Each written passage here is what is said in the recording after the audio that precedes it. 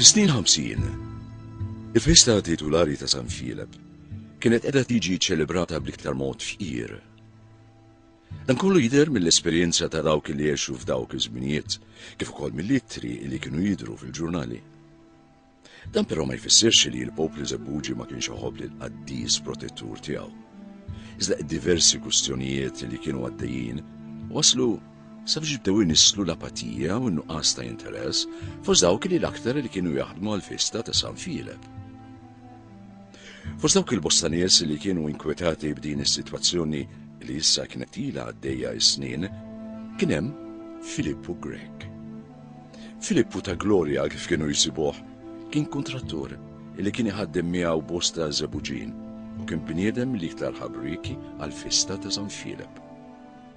Kien Filippo flimkien ma' Salvo Żammit li beda ix-xogħol taż-żeba u l-iskultura tan-nafi tal-Knisja. Filippo Grek kien benifattur ta' ħafna opri fil-Knisja, ta' affarijiet tal-festa kif ukoll ġimgħa kbira.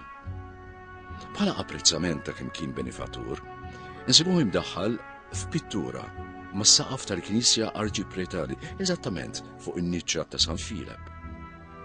Fit-tieni nofs ta' snin 50, meta il-festa kienet tant dibattuta, kienu bosta nies li kellhom il-fiduċja kbira fis-Sur Filippo Grek u bdew jinġabru madwaru sabiex jagħmlu dak kollu possibbli biex jerġgħu jaraw il-festa tirkupra.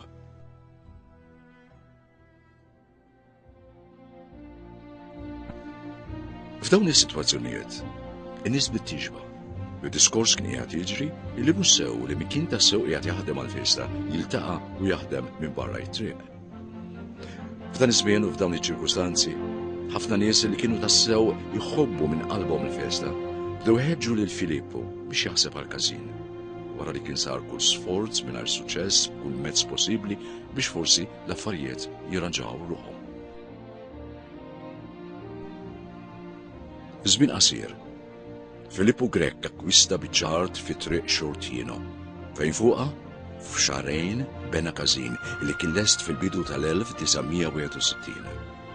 L-iskop ewlieni kien li dan il-każin iservi bħala post minn fejn setgħu jaħdmu d-dilettanti tal-festa ta' San Filip. F'Mejju tal-1961 inħata komitat ad hoc u fl-istess xahar bdew inkitbu bosta Żebbuġin bħala membri. L-isem ta' dan il-każin kellu jkun St. Philip's Festivities and Social Club, il-każin tal-festa ta' San Filip.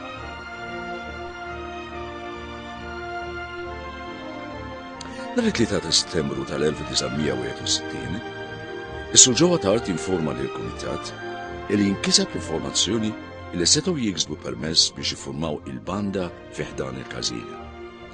Fid-dawl ta' dan, il-mibki Philip Żammit issuġġerixxa li l-isem għandu jkun 12th May Band and Social Club.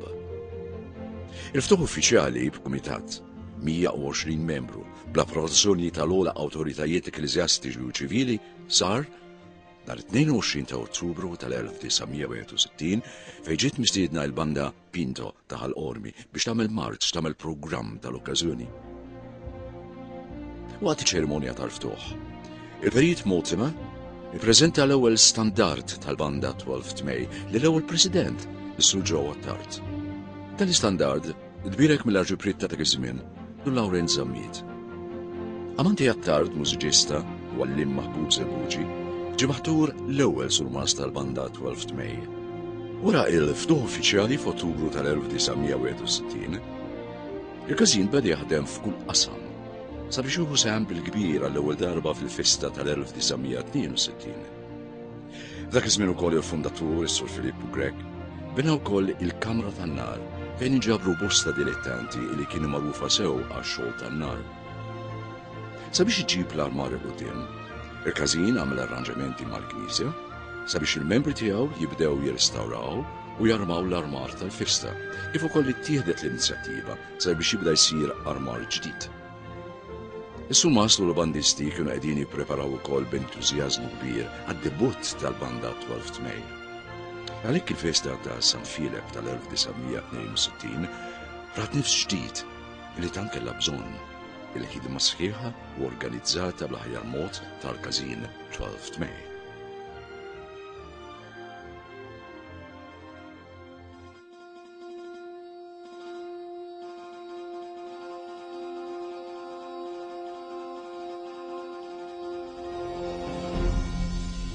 Matul dawn l-ewwel snin, il-każin beda mixi passi ta' ġigant. Inxtraw l-istrumenti tal-banda, mużika, saru l-leġiji, il-planċier għal-banda, saru kol numru sabiħ ta' standardi, kif ukoll il-każin beda jiġi armat bl-amara u tiżjien ieħor. Bil-ħidma ta' Sur Mars Tamanti Attart u l-assistent tiegħu Carmelo Ċantar bdew ħarġin il-bandisti u fi ftit snin il-banda 12 May saret ukoll l-iktar banda żebbuġija li għandha bandisti tal-post. Din il-banda minn barra is-sem sħiħ tagħha f'Ħażebuġ tiġi mistiedna wkoll sabiex iddoq f'diversi bliet, f'diversi irħula Maltin u Għawċin. Fil-fatt, fi ftit snin din il-banda saret ukoll l-iktar banda żebbuġija li kellha servizzi. F'dawn iż-żminijiet il-każin beda jirrestawra l-armar l-antik, kif ukoll jagħmel armar ġdid. L-ewwel armar ġdid li sar kien 40 antarjola bil-bandalori għal triq Xurtino, kif ukoll statwa ta' San Filip din saret għand l-artist Awġustin Camilleri u inġib ukoll pedestal sabiħ sabiex naturalment titpoġġa fuqu. U issa sinjuri banda 12 May seddoq il-marġ Silver Jubilee tas Sur Mast Herman Farrugia Franz miktub għal din il-banda.